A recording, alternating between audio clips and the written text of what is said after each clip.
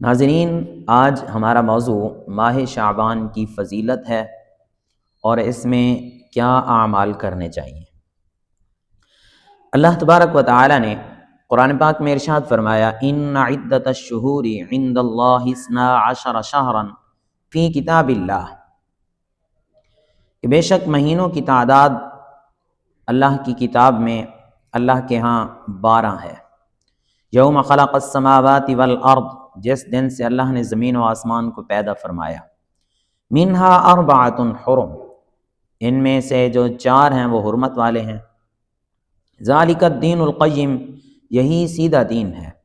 فلا تظلموا فیہن انفسکم، تو ان میں اپنے آپ پر ظلم نہ کرو۔ ان مہینوں سے مراد قمری مہینے ہیں، چاند کے حساب سے، اور انہی چاند کے حساب سے جو قمری مہینے ہوتے ہیں ان کے ساتھ بہت سارے اسلامی احکام بھی جڑے ہیں۔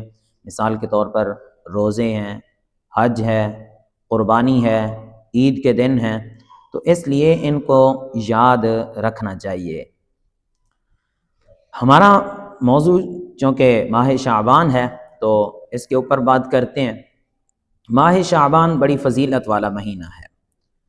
حضرت انس رضی اللہ تعالیٰ عنہ آپ بیان فرماتے ہیں کہ جب شعبان کا چاند نظر آ جاتا تو صحابہ اکرام کثرت سے قرآن کی تلاوت کرتے، اپنے مال کی زکوٰۃ نکالتے، غریبوں، مسکینوں، فقیروں کو دیتے تاکہ وہ بھی رمضان کی تیاری کر لیں۔ جو حکمران ہوتے وہ قیدیوں کو بلاتے، اگر ان کو کوئی سزا وغیرہ دینی ہوتی تو سزا دیتے، نہیں تو ان کو بھی آزاد کرتے۔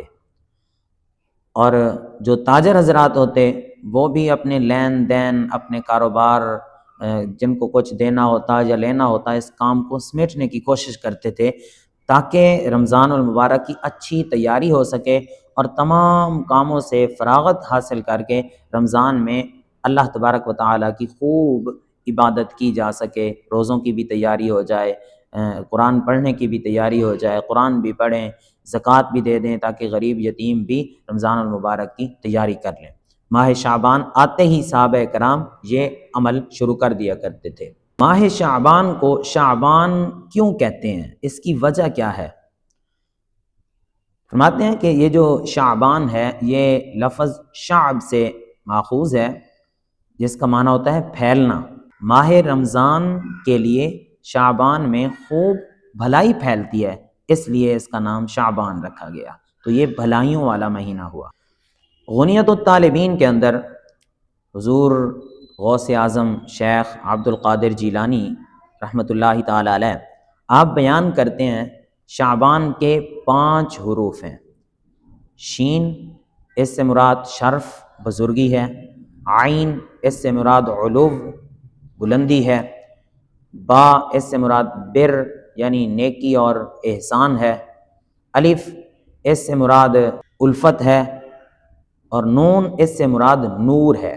مطلب یہ ہے کہ شعبان میں نیکیوں کے دروازے کھول دیے جاتے ہیں، برکات کا نزول ہوتا ہے، خطائیں ترک کر دی جاتی ہیں، گناہوں کے کفارے کا یہ مہینہ ہوتا ہے، اور نبی پاک علیہ الصلوۃ والسلام پر کثرت سے درود پاک پڑھنے کا یہ مہینہ ہے۔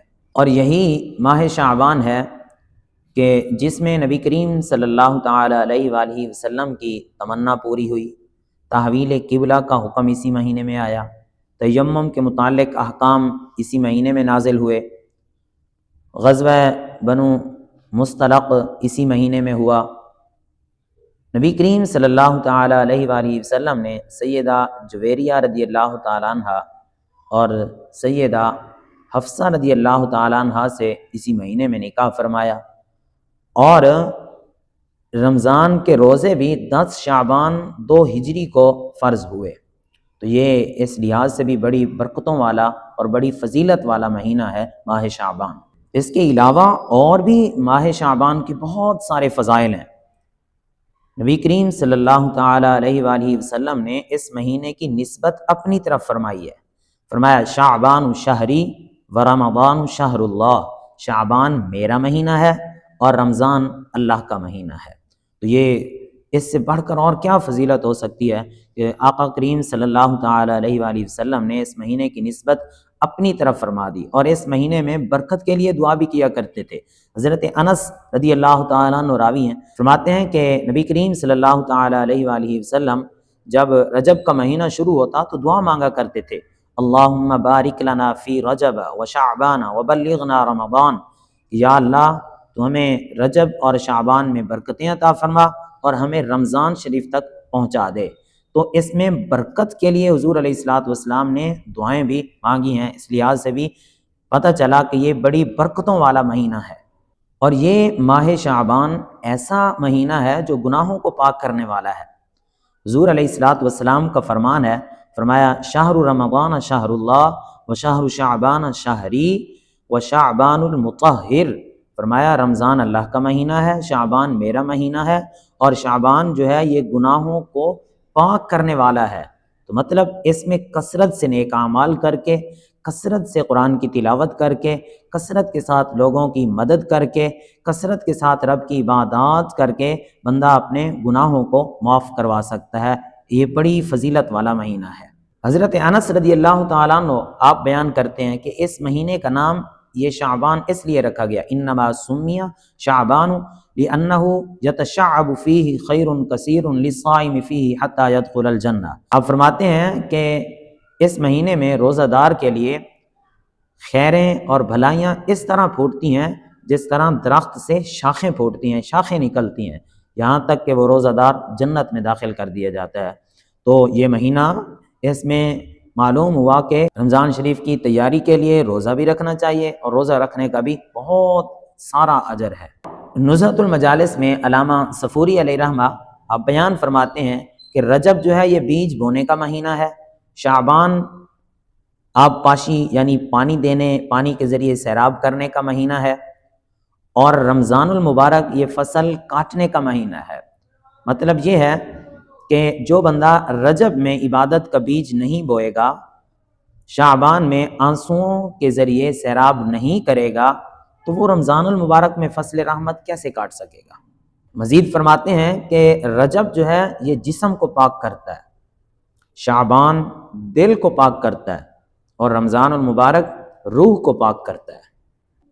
اور یہ ماہ شعبان ایسا مہینہ ہے جس میں بندوں کے اعمال رب کی بارگاہ میں پیش کیے جاتے ہیں۔ حدیث مبارکہ حضرت اسامہ بن زید رضی اللہ تعالیٰ عنہ راوی ہیں، شعب الایمان کی حدیث ہے، حضور علیہ الصلوۃ والسلام نے ارشاد فرمایا کہ یہ رمضان اور رجب کے درمیان جو شعبان کا مہینہ ہے، یغفل الناس عنہ، بہت سارے لوگ اس سے غافل ہیں، یرفع فیہ اعمال العباد، اس میں بندوں کے اعمال رب کی بارگاہ میں بلند کیے جاتے ہیں، یعنی پیش کیے جاتے ہیں۔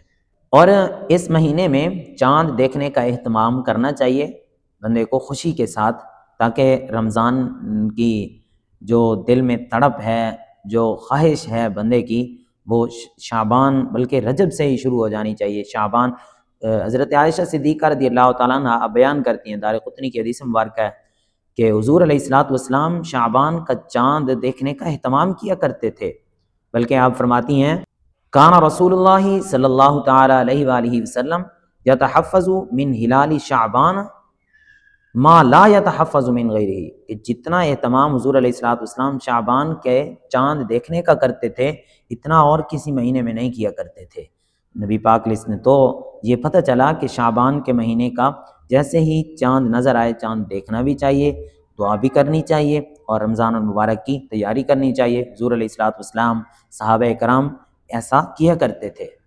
سنن ترمذی شریف کی روایت ہے، حضرت انس رضی اللہ تعالیٰ عنہ راوی ہیں، فرماتے ہیں سئل النبی صلی اللہ علیہ وسلم، نبی پاک علیہ الصلوۃ والسلام سے پوچھا گیا، ای الصوم افضل، کہ کون سا روزہ افضل ہے بعد رمضان، رمضان کے بعد، کیونکہ افضل روزے رمضان کے ہیں، تو پوچھا گیا کہ رمضان کے بعد افضل روزہ کون سا ہے؟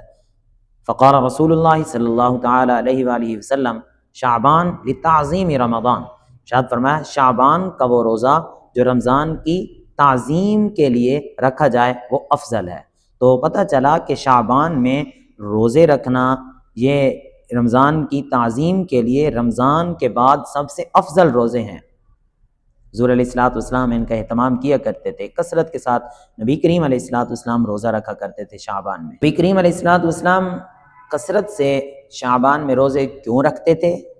ایک تو رمضان کی تیاری ہو جاتی تھی، دوسرے یہ حضور علیہ الصلوۃ والسلام سے پوچھا گیا، حضرت اسامہ بن زید رضی اللہ تعالیٰ عنہ راوی ہیں، شعب الایمان کی حدیث مبارکہ ہے، پوچھا گیا یا رسول اللہ صلی اللہ علیہ وسلم آپ شعبان میں کثرت سے روزے کیوں رکھتے ہیں؟